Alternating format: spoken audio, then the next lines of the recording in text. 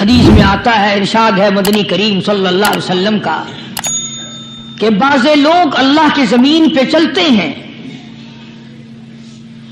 بعض لوگ اللہ کی زمین پہ چلتے ہیں اور زمین اللہ سے یہ اجازت مانگتی ہے، پروردگار اگر اجازت ہو میں اس کو نگل جاؤں، میں نہیں چاہتی کہ اس کے منحوس قدم مجھ پہ پڑتے رہیں، اجازت ملے میں اس کو لقمہ بنا کر کے نگل جاؤں، اس کو زمین کی تہ میں لے آؤں۔ اور ایک اور ارشاد ہے حضور کریم صلی اللہ علیہ وسلم کا، یوں فرمایا کہ جب قوم کے اندر تین چیزیں ہو جائیں، جب کسی قوم میں تین عادتیں، تین خصلتیں، تین برائیاں پیدا ہو جائیں تو سرکار مدینہ صلی اللہ علیہ وسلم نے فرمایا وہ قوم پھر زمین کے اوپر بسنے کے لائق نہیں رہتی، اس قوم کو زمین کے اندر غرق ہو جانا چاہیے۔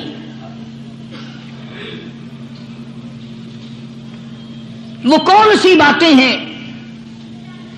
ارشاد فرمایا محمد عربی صلی اللہ علیہ وسلم نے کہ پہلی بات تو ان کی یہ ہے کہ جب قوم کے امیر لوگ، غنی لوگ، مالدار لوگ بخیل ہو جائیں، اللہ تعالیٰ نے جو ان کو سرمایہ دیا ہے، رب العالمین نے جو ان کو پیسہ اور دولت دی ہے، اس میں کسی غریب کا وہ حصہ ہی نہ رکھے۔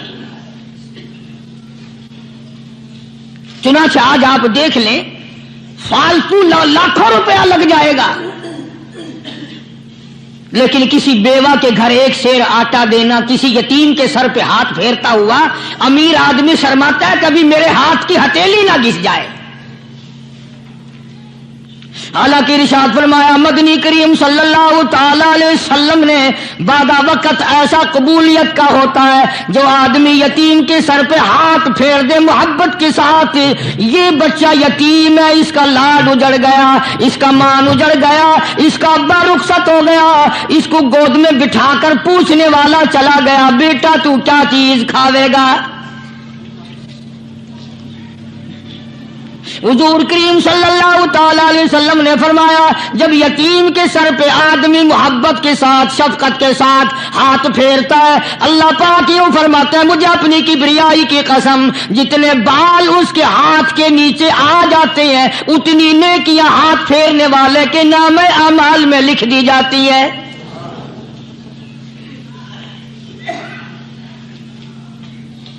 مگر ہمارے یہاں دستور نہیں، غریب کو مارو اور نیچا کرو اسے۔ جناب مدنی کریم صلی اللہ تعالی علیہ وسلم تشریف لے جا رہے ہیں، راستے میں کچھ بچوں کو کھیلتے ہوئے آپ نے دیکھ لیا، بڑی خوشی سے چھلانگے لگا رہے ہیں، بچے کھیل رہے ہیں، ایک بچہ دیوار کے ساتھ بالکل مونجھا غمزدہ پریشان کھڑا ہے۔ حضور کریم صلی اللہ تعالی علیہ وسلم کی نگاہ مبارک اس بچے پہ پڑ گئی، آپ نے قریب تشریف لا کر اس سے پوچھا او بچے، سارے بچے کھیل رہے ہیں تو کیوں نہیں کھیلتا؟ کہنے لگا میرا کھلانے والا دنیا سے چلا گیا، کیسے کھیلوں؟ ابا نہیں، اماں نہیں، ہر وقت پریشان رہتا ہوں، لوگوں کے دروازوں پہ چوکھٹوں پہ دھکے کھاتا ہوں۔ آپ مدنی کریم صلی اللہ تعالی علیہ وسلم نے رحمت والے ہاتھ سے اس یتیم کی انگلی پکڑی اور اپنی ساتھ پیار کرتے ہوئے تشریف لے آئے، فرمایا جناب عائشہ صدیقہ رضی اللہ تعالی عنہا سے اللہ والی آج اللہ پاک نے تجھے بڑی غنیمت بخشی ہے، بڑی دولت دی ہے، عید کا دن ہے، میں عید کی نماز کے لیے جا رہا تھا، بچے سارے خوشیاں منا رہے تھے، یہ بچہ دیکھا میں نے بڑا غمزدہ کھڑا تھا، بڑا پریشان کھڑا تھا، اب میں نے اس سے پوچھا آج عید کا دن ہے تو خوشی کیوں نہیں مناتا؟ بچہ نے جواب دیا میری خوشی منانے والے دونوں ہی چلے گئے۔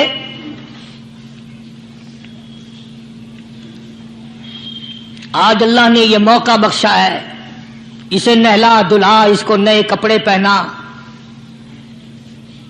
मासूम बच्चे के सर पे हाथ फेरते हुए फरमाया, बेटा घबराना, ये आयशा सिद्दीका तेरी अम्मा है, मैं मुहम्मदुर रसूलुल्लाह आज से तेरा अब्बा बन गया हूं।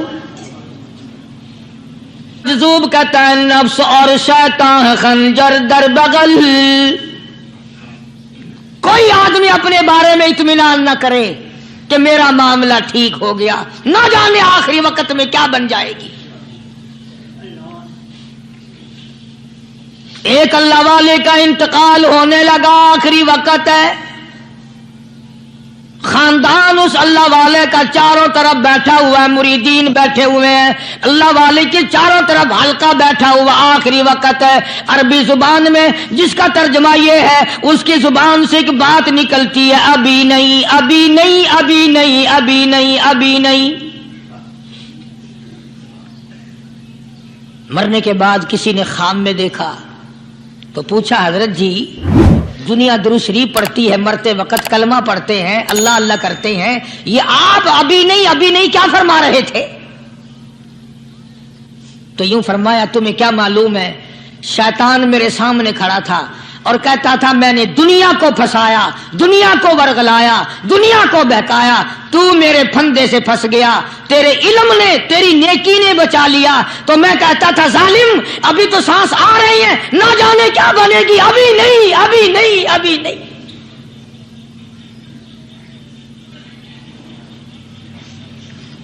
इसी को मजज़ूब कहता है, क्या मालूम क्या बन जाएगा, किस हाल में दम निकलेगा, रात को क्या हो जाएगा, दिन को क्या बन जाएगा। फरमाया, नफ्स और शैतान है खंजर दर बगल, नफ्स और शैतान है खंजर दर बगल, वार होने को है ऐ गाफिल संभल। आया दुश्मन का वार। 4 नमाजें पढ़ी, बाकी सारी दुनिया काफिर नजर आने लग जाती है। मैं नमाजी हूं, ये सारे बेईमान फिरते हैं। शैतान पैदा करता है ये चीजें। अगर अल्लाह नाम पे थोड़ी सी कभी खैरात कर दी तो बहाने बहाने लोगों के सामने जिक्र हो रहा है, अजी आजकल तो हमारे कारोबार नहीं, वरना इंशाअल्लाह फला मस्जिद जो है ना ये हमने बनाई थी। बहाने बहाने बताना। इसलिए मजज़ूब कहता है, घबराया ना कर और अपने आप को इत्मीनान न दिलाया कर। कहता नफ्स और शैतान है खंजर दर बगल, वार होने को है ऐ गाफिल संभल। चला शैतान का खंजर, चला शैतान का खंजर, लगाया उसने दाव, लगाया उसने दाव। लोगों का ख्याल यह है कि शैतान सिर्फ वो, शैतान के बहकाए में वो आदमी आता है जो किसी को कत्ल कर दे।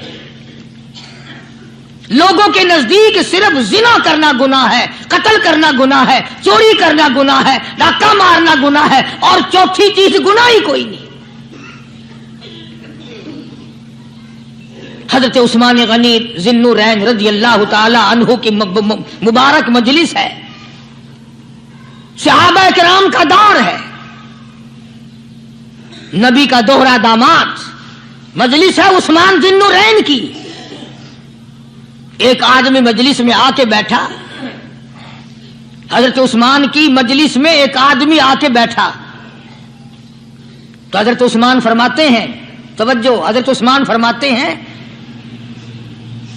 यूं नहीं फरमाया कि तूने ऐसा किया है, उसे जलील नहीं किया, बल्कि यूं फरमाया लोगों को शर्म नहीं आती, लोग आंख का जिना करके मेरी मजलिस में आके बैठते हैं,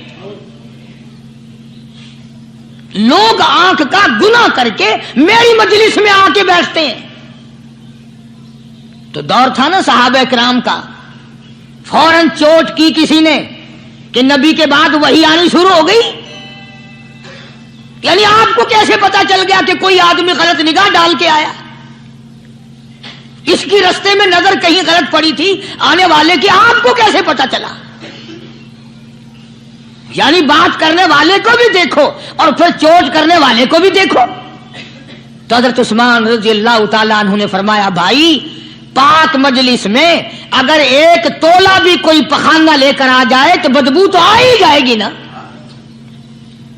सहाबा की पाक मजलिस में अगर कोई आंख का जिना भी करके आया, फरमाया मजलिस के अंदर बदबू फैल गई। تو اللہ والوں کی مجلسیں اور اللہ والوں کی رفاقت ایک بہت بڑی چیز تھی، کبھی لوگ حاصل کیا کرتے تھے، اب تو ہر آدمی پیر ہے، ہر آدمی لیڈر ہے، ہر آدمی چودھری ہے، ہر آدمی بڑا بنا ہوا ہے، چھوٹا ہم میں کوئی ہے ہی نہیں۔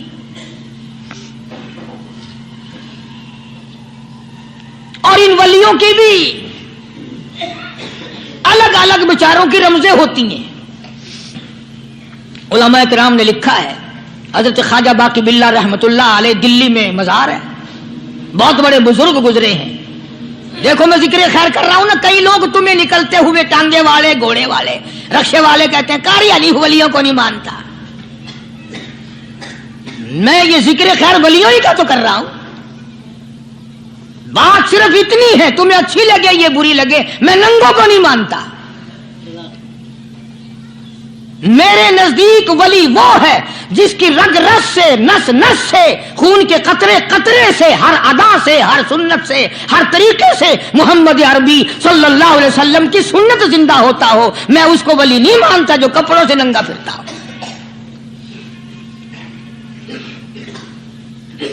خواجہ باقی باللہ رحمت اللہ علیہ کو بھٹیارے نے دیکھا، ایک تباہی تندور والا۔ حضرت خواجہ صاحب کو دیکھا کہ جامع مسجد دلی کے پیڑیوں پہ، سیڑھی پہ کبھی چڑھتے ہیں، کبھی اترتے ہیں، کبھی چڑھتے ہیں، کبھی اترتے ہیں، پریشانی کا عالم۔ تو تباہی تو ضرور تھا، بٹیارہ تو تھا، مگر تھا تو دلی کا۔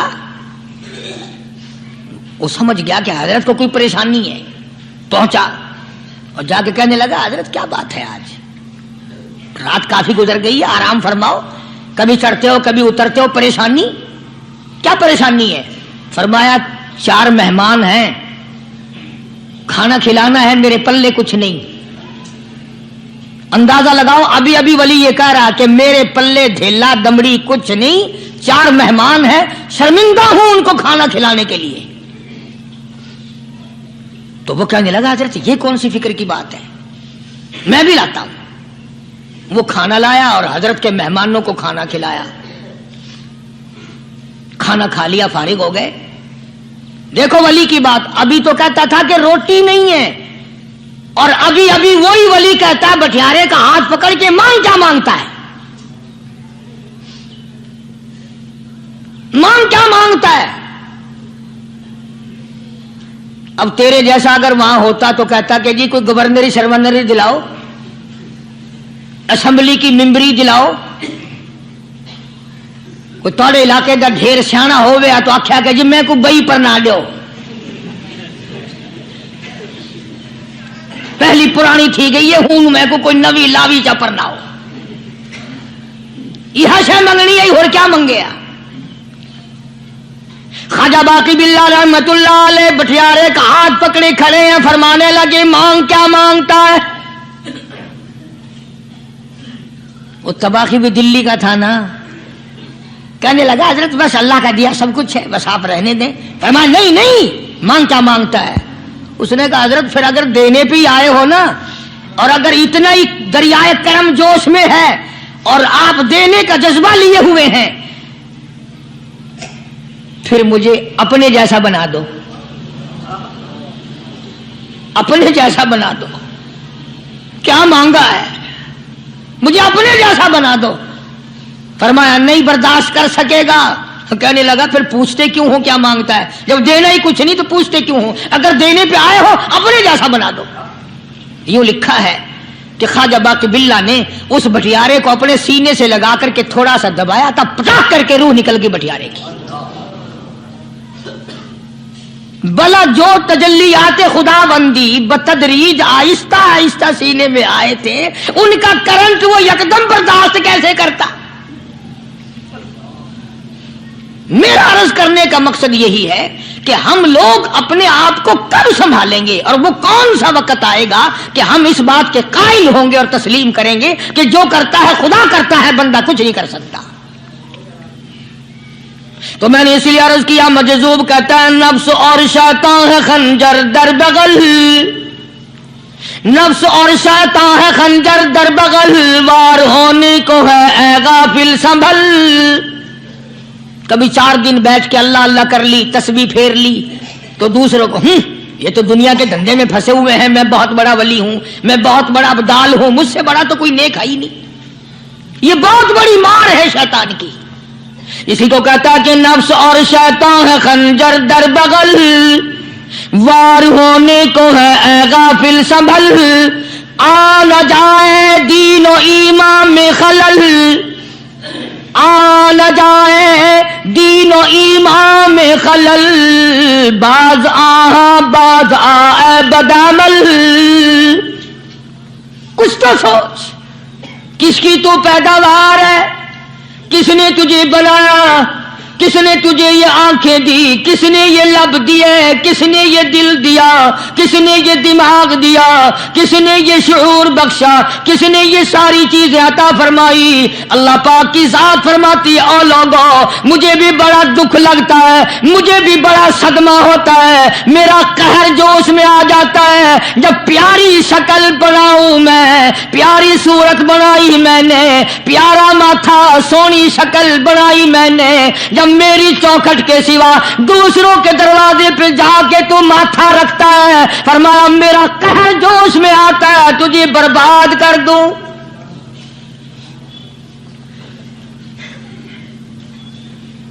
سب کچھ میں نے دیا، سب کچھ میں نے بخشا، اور پھر بھی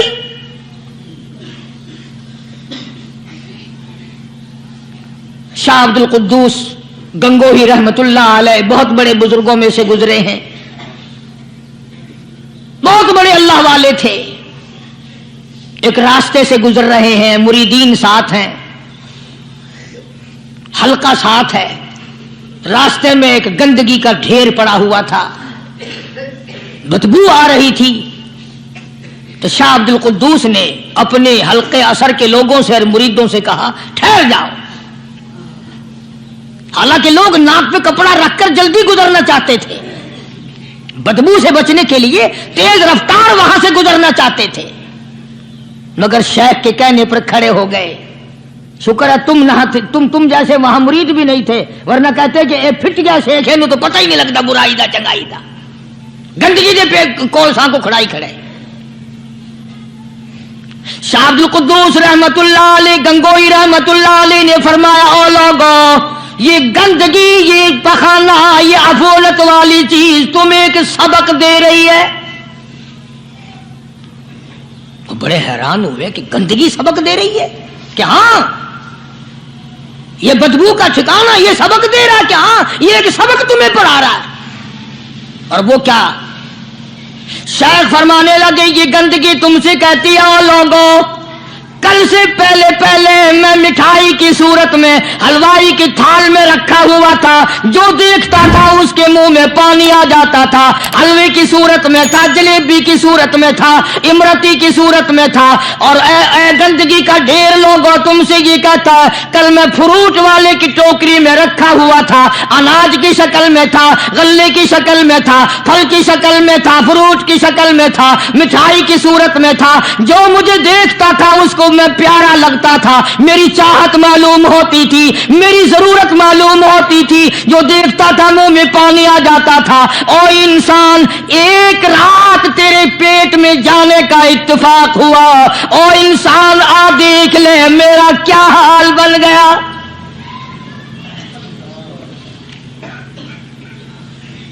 ایک رات تیری صحبت میں رہا ہوں، ایک رات تیرے اندر ٹھہرنے کا اتفاق ہوا، دیکھ میرا کیا حال بن گیا. ہر شخص مجھ سے نفرت کرتا ہے، مجھ سے بدبو کی وجہ سے نفرت کرتا ہے، ناک پہ کپڑا رکھتا ہے، میرا کیا حال بن گیا. اور بندے تجھے 40 50 60 سال گزر گئے، تو نے اپنے اندر خوشبو پیدا کرنے کی کوشش نہ کی.